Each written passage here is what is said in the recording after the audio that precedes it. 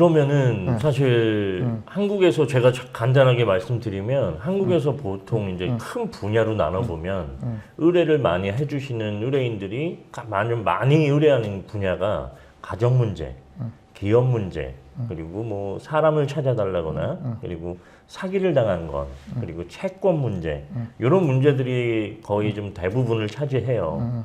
뭐 기업 문제들도 뭐 제가 많이 그 활동을 했었던 부분도 은닉재산을 찾아달라거나 왜 기업들이 고의부도 고의파산하는 경우도 많고 그래서 이런 정도인데 미국에서는 어떻습니까? 의뢰 분야가? 이 탐정의 업무의 그 첫 번째로는 네. 사람 찾는 겁니다. 아, 사람을 찾아야 뭐 해결이 되죠. 네. 그래서 이제 뭐 뭐든지 그 사람 찾는 게 일단 1단계이기 때문에 네. 그 사람이 어디에 살고 있는가. 이제 근데 이제 한국과 미국이 조금 다른 게 있다면은 미국은 그런 이제 그 정부에서 인가한 네. 그런 이제 민간 업체지만 네. 정부에서 허가한 그런 민간 정보 제공 업체가 있습니다. 따로. 아, 그래서 이제 거기서 그 수사 지원을 해줍니다. 그게 뭐냐면 프린시플 면허를 갖고 있는 이 장이 네. 거기에다가 연락을 해서 그 사이트에 가입을 희망할 때 네. 거기서 이제 면허나 이제 뭐 그 신분 이런 거 백그라운드를 체크업하고 이제 날짜를 정해서 와서 인스펙션이라 그럽니다. 이 검열을 받아요. 네. 이제 검열을 받는데 이제 뭐가 있어야 되냐면 그 IP 거기서 IP 추적이 가능한 컴퓨터와 네.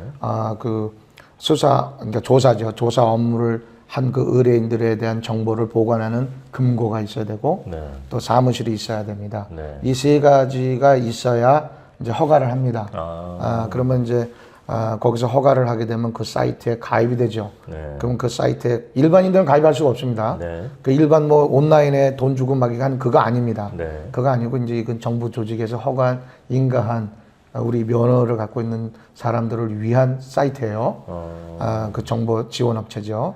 이제 거기에 가입이 되면은 그때서부터 이제 사용을 하면서 어떤 사람의 어떤 이름이라든지 네. 전화번호라든지 나이라든지 네. 뭐 옛날 주소라든지 옛날 전화번호라든지 뭐 등등 그 찾고자 하는 대상의 어떤 개인 정보를 어떠한 정보라도 조회를 할 수가 있다는 거죠. 정보라도 갖고 있으면 거기 사이트에 들어가면은 사이트에 들어가서 조회를 할 수 있습니다. 자, 일례로 우리가 차를 사든 집을 사든 뭐 직장을 잡든 네. 내 정보를 씁니다. 네. 기재를 하죠. 그렇죠. 쓰게끔 되죠. 그런 정보가 다 이렇게 모이는 겁니다. 모여서 이게 정부로 들어가요. 네. 정부에 보고가 됩니다. 그러면 정부가 갖고 있다가 퍼블릭된 정보들을 그런 또 그 업체에 네. 정부가 인정한 업체에다가 넘겨줍니다. 네. 그래서 이제 레벨이 있습니다. 네. 레벨이 이제 1, 2, 3라고 한다면은 네. 레벨 1은 연방경찰 FBI죠. 네. 그 FBI는 국내 국외를 볼 수가 있는 겁니다. 그러니까 만약에 한국에서 뭐 미국을 들어간 친구들이 여권을 갖고 들어갈 거 아닙니까? 네. 그럴 경우에 그 사람의 정보가 이미 벌써 다 미국에 제공이 되는 거죠. 네. 그런 거.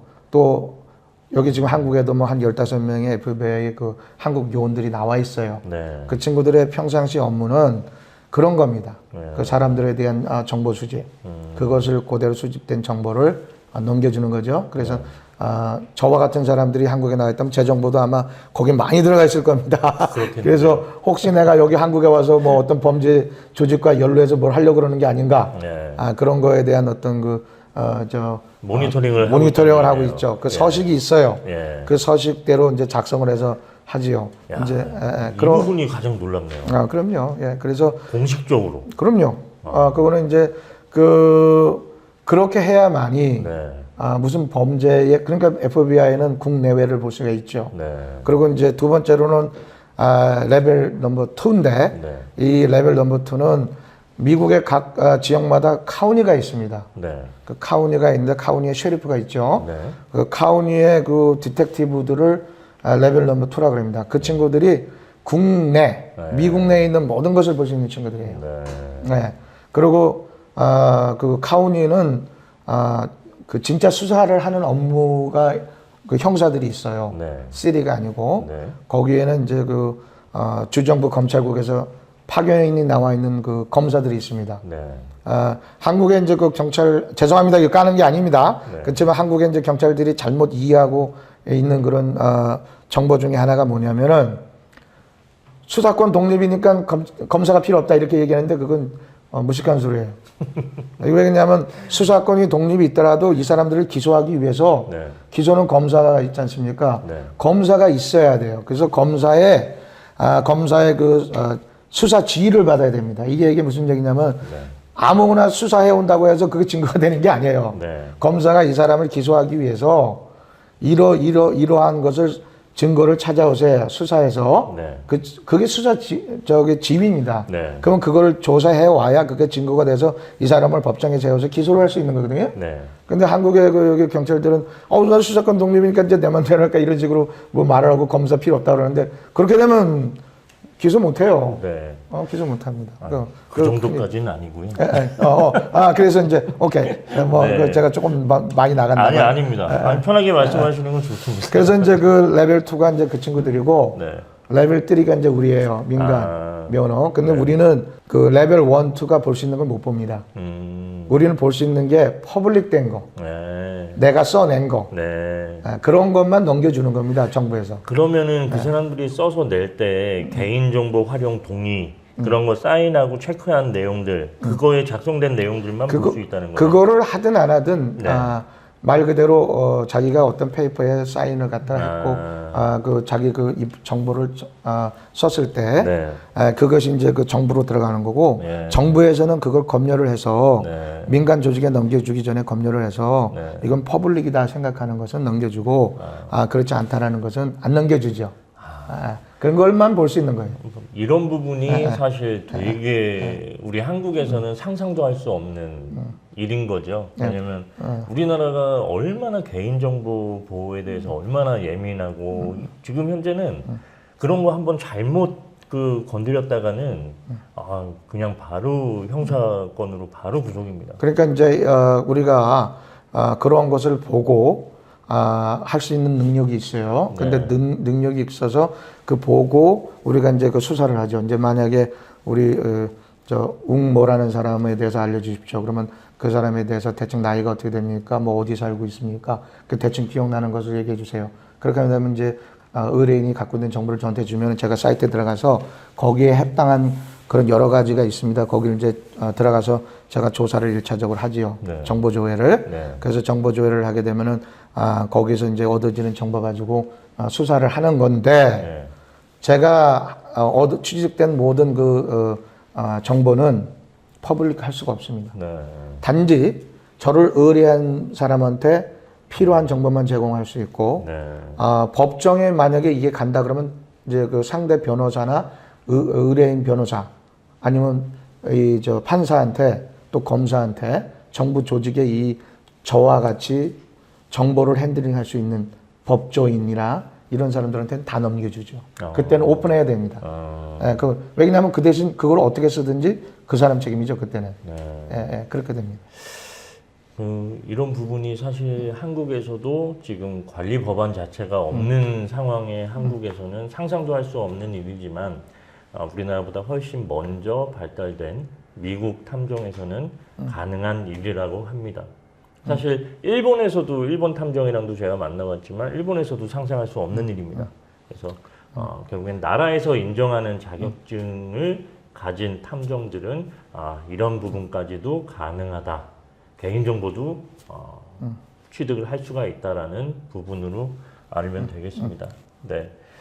자, 그러면 제가 지금 말씀 듣다 보면 좀 우리나라에서는 사실 탐정 관리 법안이나 여러 가지 부분에 있어서 탐정 지원하는 거는 경찰 출신들도 상당히 많이 하시지만 사실 변호사 쪽에서는 탐정 관리 법안이나 이런 법안의 통과를 별로 안 좋아해요.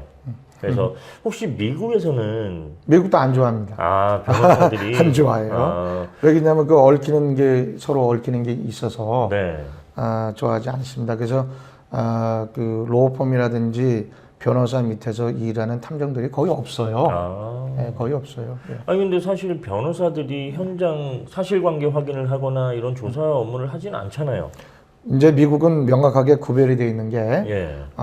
법조인 그러니까 변호사들은 그 법정 그 변호를 위한 법의 그 포괄적인 그러니까 탐정과는 다른 그 많은 공부를 하지요. 네. 여러 가지. 네. 그것은 당연한 겁니다. 변호사가 법정 변론을 하기 위해서는 여러 가지 포괄적인 법의 공부를 해야 됩니다. 네. 그렇지만 수사권은 없어요. 그래서 미국의 많은 변호사들이 이제 자기네들이 또 어떤 수사도 겸하기 위해서 PI 그 라이센스를 취득하는 경우가 많이 있습니다. 예. 그러면 변호사들이 직접 증거 수집이나 사실관계 확인도 직접 한다는 얘기네요. 그런 변호사들이 있습니다. PI 변호사들이. 그래서 로펌에 PI 담당 변호사들이 있어요.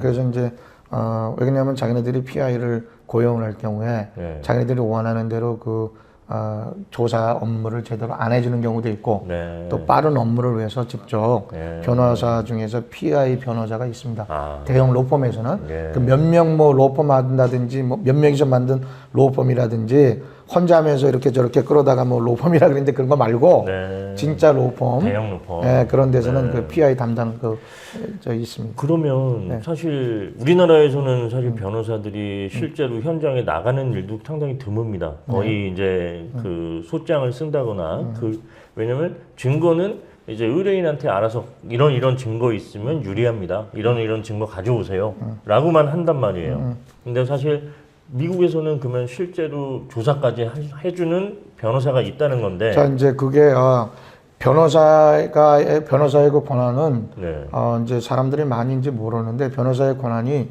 상당히 많습니다. 많죠. 그 법정으로 불러내기 위해서 그 사람의 뭐 어떤 그 사건에 관련된 사람한테 당신의 이메일 뭐 당신의 무슨 전화 뭐 어떤 사람과 관계된 주고받은 이메일 또 뭐 전화번호 뭐 재산 뭐 또 등등을 뭐 세금 보고한 거 그것을 갖다가 갖고 오시오. 제출해 주세요. 이런 메일을 합법적으로 보낼 수 있는 권한도 있고. 법원을 거치지 않고요. 변호사가 그럼요. 직접. 그럼요. 메일을. 근데 거기에 대해서 법원을 거치지 않을 경우에는 대답 안 해도 상관없습니다. 그러나 그 스피나라고 해갖고 소환 조사를 위해서 그 법원에다 변호사는 법원까지 갈 필요도 없습니다. 다 자기네들도 어카운이 있어서 거기다가 이렇게 하면은 그 접수가 돼요. 그 접수를 하고 거기 접수 번호를 따갖고 자기네들이 프린트를 해서 그쪽 상대 그 사람한테 메일로 레지스터 메일이라 그러죠. 등기 메일로 보냅니다. 그 언제 몇 월 며칠까지 어디로 오세요. 그것만으로도 상당한 그런 소환에 불이행을 하면 안 될 만한 그런 강력한 그런 권한이 있기 때문에 어떤 변호사들은 자기의 그 권한을 제대로 사용 못하는 경우도 있어요. 왜 그러냐면은 자신감의 결여도 있고 또 그 자신감의 결여라고 그러는 것은 이제 제가 느끼기에 법정에 서서 미국 같은 경우에 이제 법정에 서서 법정 변론을 공방을 해야 되지 않습니까? 그럴 때 이제 그 어떤 자기의 뭐 이런 얼굴이다. 근데 영어가 뭐 좀 느리다. 빨리빨리 막 그냥 치고 막 해야 공격하고 또 방어하고 막 이러는 그런 어떤 그 능력을 갖춰야 되는데 그게 좀 자기가 부족하다 그러면 거기 괜히 섰다가 공격당하면 이거 참 바보 되잖아요. 그래서 안 가려고 그래요. 그래서 자기의 권한을 활용을 안 합니다. 그래서 그냥 뭐 말 그대로 그냥 뭡니까 그 법원의 서류 보내고 받는 업무만 하는 변호사들이 많이 있는데 이런 변호사들을 이제 PI로 뭐 굳이 뭐 대비해서 말한다면 면허는 갖고 그 일을 안 하는 PI랑 똑같은 거죠. 그런데 이제 그런 강력한 그런 변호사들은 끝까지 물고 늘어집니다. 그거 아주 그냥 그거 한번 걸리면 골치 아파요. 그러면 뭐 PI 변호사가 더 일반 변호사보다도 수익 면에서 더 훨씬 월등하겠네요. 그거는 이제 모르겠지만 그 로펌에 소속돼 있는 변호사들이 그 연봉이 A급이 보통 한 10만 불에서 한 15만 불뿐이 안 돼요. 그래요? 그러니까 뭐 그렇게 많다고 볼 수는 없습니다. 그러니까 로펌이라고 해서 무슨 뭐 그 수입이 뭐 아주 뭐 많이 뭐 뭐가 수입이 많이 나야 뭐 나눠주기라도 좀 할 거 아닙니까? 네. 근데 그게 안 되니까 그 많은 사람들이 많은 법조인들이 네. 배가 고픕니다, 사실은. 네. 예, 예. 그러면 네. 뭐 잠깐 여쭤봤던 내용을 정리하면은 미국에서는 활동하는 변호사들 중에 PI 역할까지 하는 변호사도 있고 일반 변호사도 있다. 근데 변호사들이 탐정한테 맡기는 경우는 별로 많지 않다. 많지 않죠.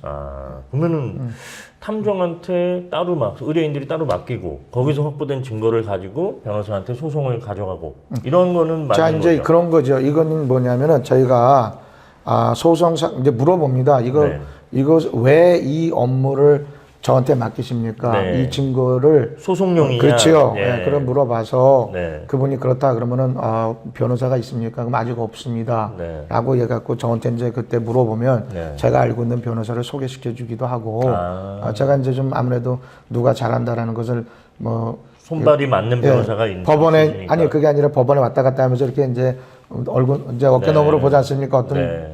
변호사들은 제가 조금 아까 말씀드렸듯이 강력합니다. 막 그냥 물건으로 주고 따지고 막 그냥 괴롭히고 그렇습니다. 괴롭히다는 말은 좀 정화하고. 근데 의뢰인을 위해서 하는 거니까 예. 그건 뭐 당연한 것 같아요. 그럼요. 그런 예. 변호사를 이제 소개시켜 주지요. 네. 그래서 이기게끔 되도록이면. 예.